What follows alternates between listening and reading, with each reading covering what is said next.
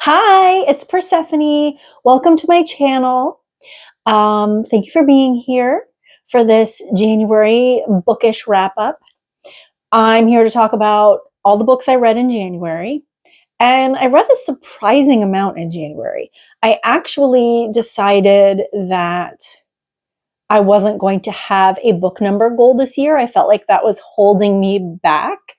And all of a sudden, when I stopped counting, like, I'm not trying to reach any particular goal. I just want to read good books. And all of a sudden, I started reading like crazy. I read 6 books this month. And there's still a couple days left in the month. And I started a book tonight that I'm pretty sure I'm going to finish before the end of the month. So I'm going to start there. I just started We Could Be Rats by Emily Austen. This book, I was about 3 pages in and I went, is this an absurdist book? Because I'm feeling like it is. And I Googled it and it said, yes, it is an absurdist, existentialist, blah, blah, blah. Sold. This is my second Emily Austen. I'm going to butcher the name of the first book I read by her. Everyone in this room will someday be dead. I think that's what it's called. But I very much enjoyed that one. This one, so far, very much my speed. It is, I don't know what all the rules are about YouTube and things you're allowed to say and not say. I feel like there's words that people don't say because they're afraid that they're going to get, I don't know what. But there is, I'm just going to say trigger warning for suicidality in this book. So far, the chapters are, I've read the first 3 chapters, and they are this girl's attempt at suicide notes, which sounds really bleak and morbid. This book is not going to be for everybody. It's not going to be for everybody. But it's my cup of tea. So that's enough. That's enough. That's all I'm going to say. I'm only 20 pages in, so we don't need to belabor that. Maybe I'll do a separate video, a little short or something to wrap that one up. But anyway, okay. So that's the one I'm currently reading. And then the 1, 2, 3, 4, 5, why can't I remember this number? 6 books that I read this month that I completed. I'll start with the worst one. I'll start with my nonfictions. And my worst book of the month was a nonfiction book.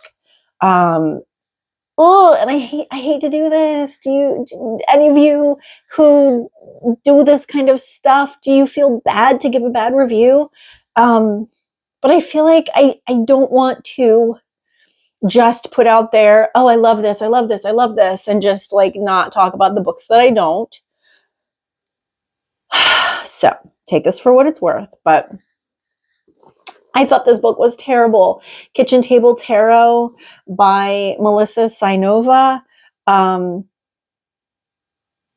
She's been reading tarot for a very long time. I expected something a little more deeper and substantive. I did not like this at all. It was not my style, not my taste. It wasn't connecting with the way she was talking about the cards. So if you're into tarot, especially if you're like baby into tarot and like you're learning about it, this is what I recommend so much better. Unlocking the Tarot by Lisa Pepez. I love her. She also has a YouTube channel. If you're into tarot, you probably already know about it, but maybe you're brand new to it and you're curious. I will link her channel in the description. She's an incredibly prolific YouTuber. Love her channel. Love her book. She speaks my language. I love her treatment of the cards. I love her voice. I love all of it. So read this one if you're going to pick up a tarot book. Okay. Now, let's talk about the other nonfiction book I read this month, which was All the Way to the River by Elizabeth Gilbert, her memoir. Now, I read Eat, Pray, Love back in 2007. I read Eat, Pray, Love. It was the year I got married. So that's why I remember what year that far back that I read Eat, Pray, Love. Now, Elizabeth Gilbert is the Eat, Pray, Love lady.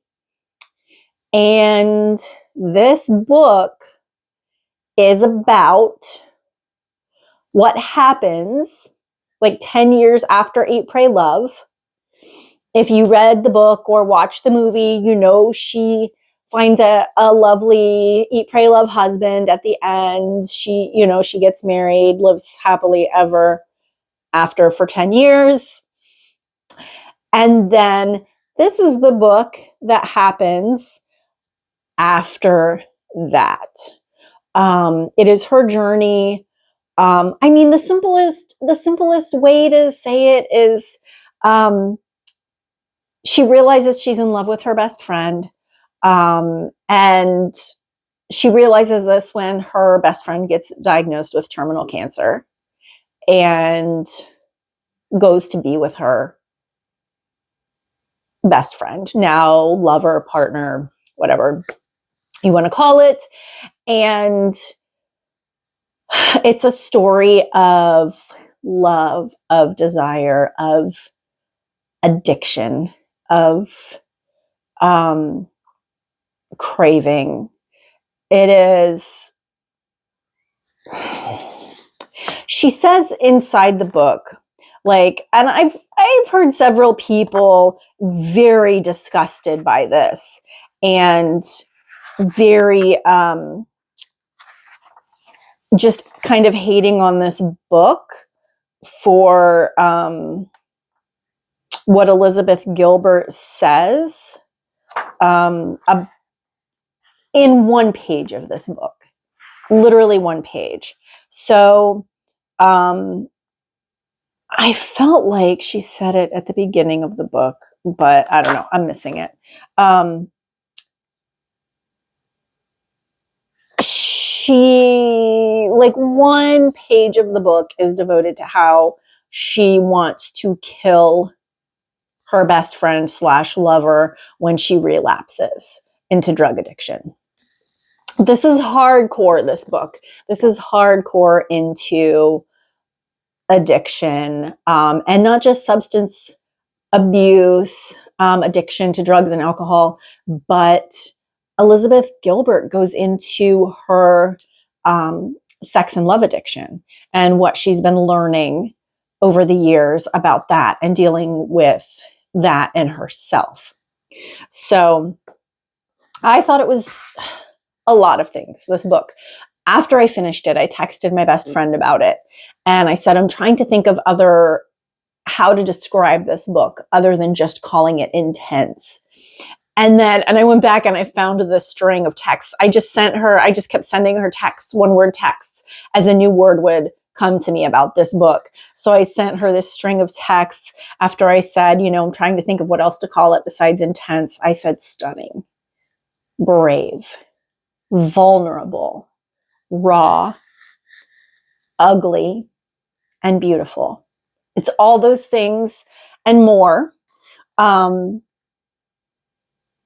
I'm never going to recommend any book to everybody because I don't think every book is for, and I don't think any book is for everybody. But I do think that this book, if you have ever struggled with any kind of addiction in your life, you'll relate to this book. If anybody in your life has struggled with addiction and you have been a witness to that, this book, you're going to relate to this book.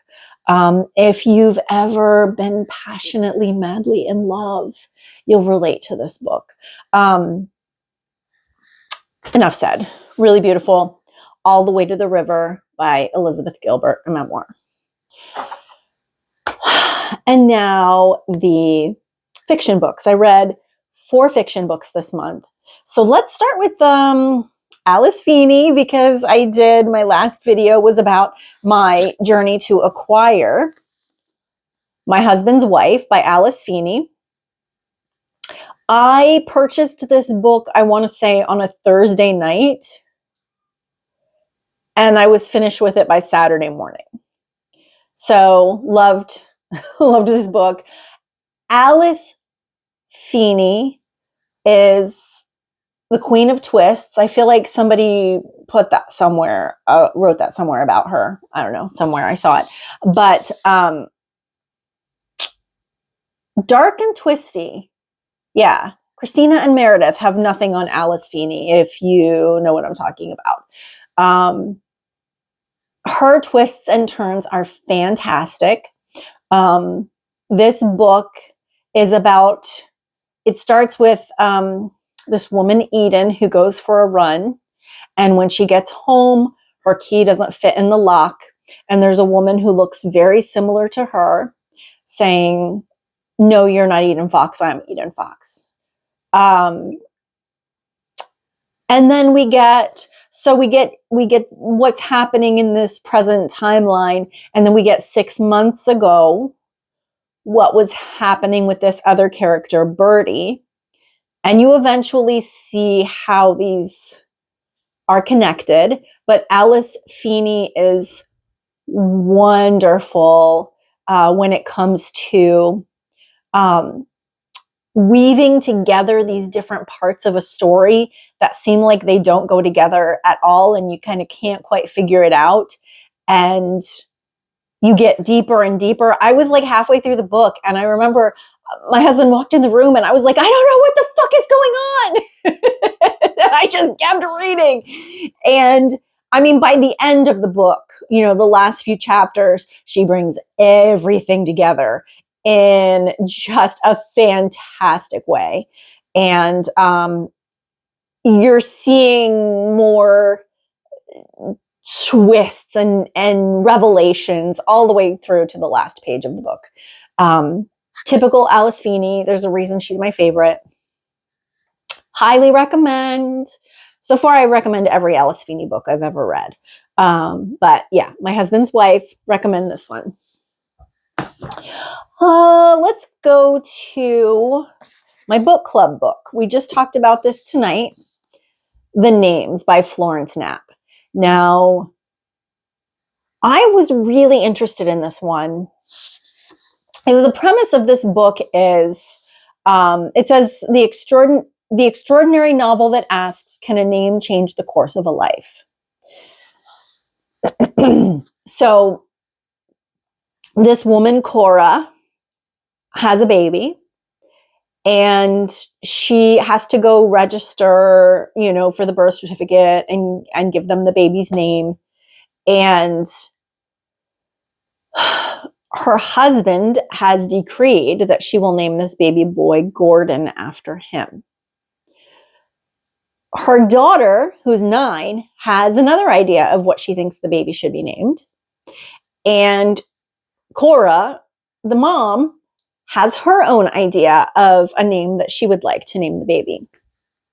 And so this book explores what happens if she names him Gordon? What happens if she names him Bear, which her daughter Maya wants her to name him? What happens if she names him Julian, which is the name that she would like to name him? So it's trigger warning, I guess. I mean, it's very heavy on domestic abuse. Domestic violence. It's really heavy on that. Well, not really heavy, but it's woven through the whole book. It's the reason that the 3 stories are so different. Once you read, you'll get it. But I was really interested to read this book because I have changed my name a couple of times. Any,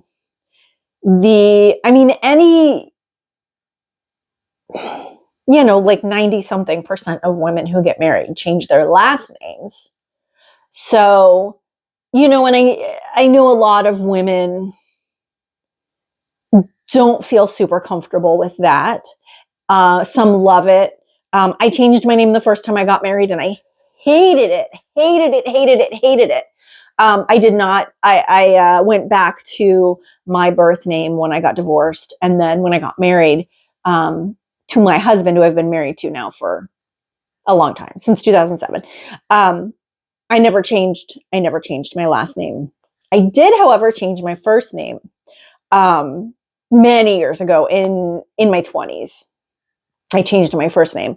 So I've gone through a couple of changes. So I was very curious thinking about how my life is different because of the name my parents gave me, because of the name I gave myself, that, you know, different things like that. So that's what really drew me to this book. But this book, so we just talked about it in my book club. Without exception, everyone who was there loved this book. Even the people who said, I never would have thought to pick this book up. I'm so glad we read this. Yeah, it explores themes around DV, obviously. I already said that. Identity, family dynamics, all kinds of things. It's really beautiful. I can't believe I'm pretty sure this is a debut novel, which is remarkable. I can't wait to read anything else that Florence Knapp writes. So this is the names. Also, let me just say, several of these books are Book of the Month books, and Book of the Month has been doing this really fun thing where they're just making their books really beautiful when you take the dust jacket off, like this one, the next one I'm going to talk about. Like, I'm loving the pink and blue of it. It's so vibrant and fun. And it goes with the cover. So we'll talk about this one next, Seduction Theory. This was sorry if those pages are making a lot of noise. I don't know how much this is picking it up. Yeah, this was Book of the Month in August last year. It's not quite short enough to be a novella, but it's a very short novel. I decided to pick this book up last night after work. I read half of it before dinner. I read the other half after dinner. This book, Seduction Theory by Emily Adrian, I believe, if I'm remembering correctly, this might be her first adult novel. I think, I hope I'm remembering this correctly. I think maybe she's written young adult novels before. This was very adult. And it was, again, my cup of tea, guys, this book. This is a book that's written, it says, when two married professors tiptoe toward infidelity, their transgressions are brought to light in a graduate student's searing thesis project. So it's about a husband and wife who both work at a university and in the creative writing program. And the husband is tiptoeing toward infidelity with the department secretary. The wife is tiptoeing toward infidelity with her 23-year-old grad student advisee.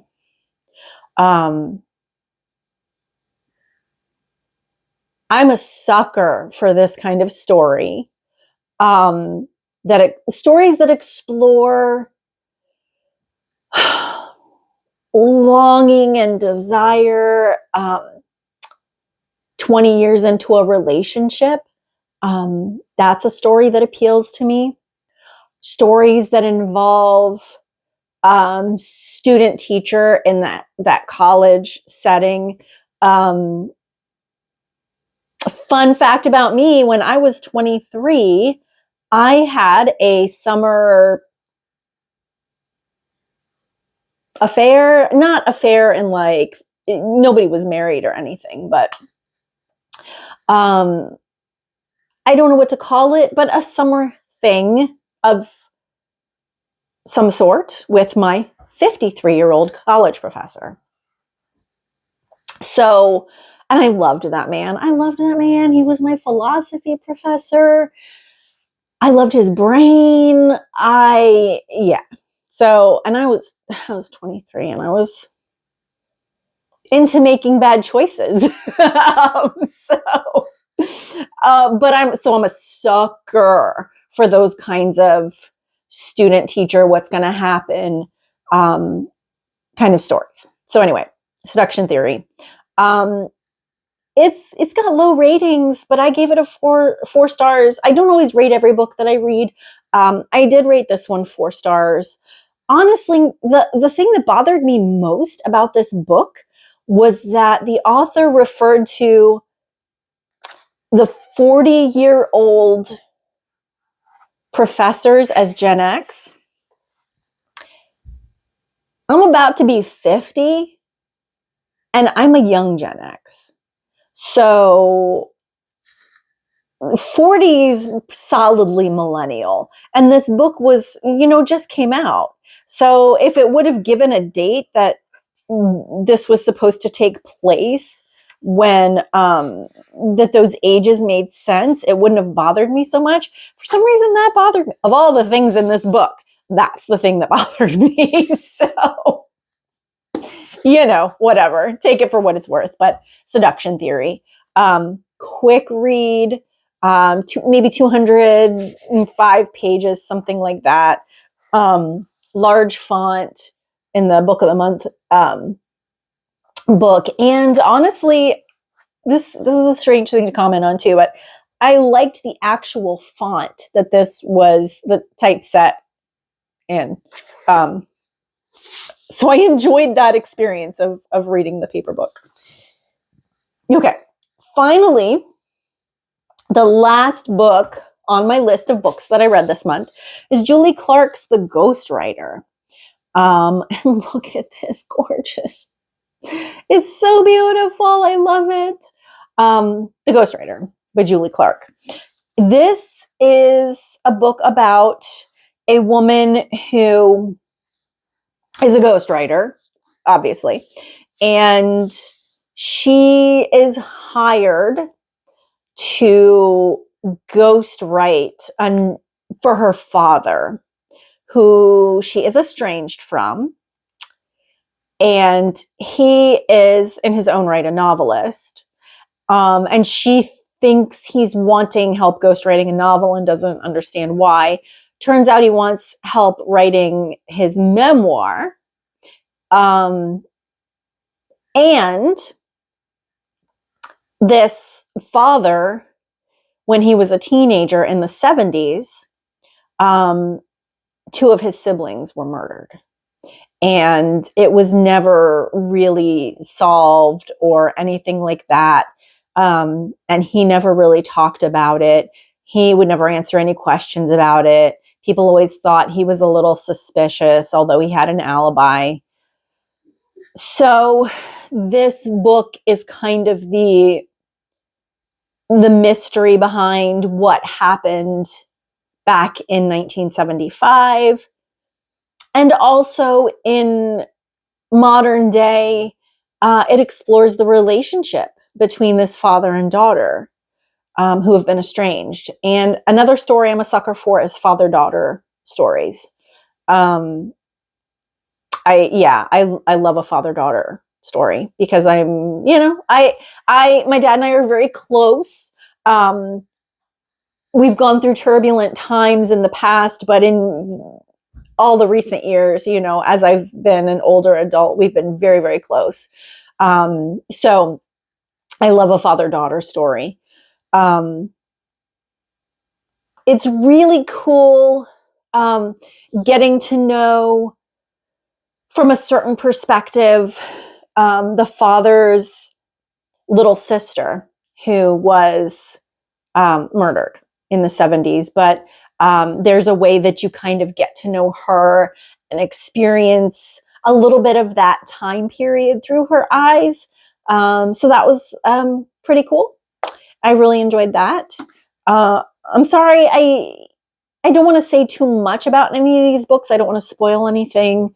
So I'm sorry if I am a bit vague for your taste. I don't know. I don't know what you like. This is my first video like this. So thanks for watching if you're still here. And why don't, I was going to talk about the books that I'm going to read this month, but for February, but I forgot to bring them in. So we will have to talk about that another time. But I do think for the month of February, I want it to be my month of chonkers. So I never let myself read big, thick books because I'm like, oh, this is going to take forever. I've got to get this many books in this year, whatever it is. And once I decided, I don't care how many books I read in a year, the only number of books I need to read this year is 12 because I need to read the book every month for my book club. That's it. But then I decided, wouldn't it be fun since I never let myself read these big chunky books? I'm going to do that in the month of February. So the book we chose for book club for next month, for February, is a chunker, and I'm going to read 2 others. So stay tuned. I'm not going to tell you what they are. How do I define a chunker? Over 400 pages. So I tend to be like Seduction Theory. I ate this up. I loved it. It was 200 pages. Love a nice short book. Alice Feeney, my husband's wife, I think was about 300 pages. Let's see here. Yeah, it was like 308 or 307 or something like that. That's what I like. I like fast paced. I like short chapters. I like get in and out and tell me a good story in 300 pages or less. So let's see how this goes. February, my month of chunkers. Yeah, so that's all I've got to share, guys. I hope you enjoyed it. Let me know if you've read any of the books that I talked about and what you thought of them. And let me know if you have any ideas of what you'd like to see from me, because this is all brand new for me. So I'd love to hear from you what would be interesting to you. So, okay, I'm going to go, and I am going to go keep reading this Emily Austen, We Could Be Rats. And I'm going to have a great night, and I hope you have a great day, night, whatever it is for you. And I'll be back soon. Bye.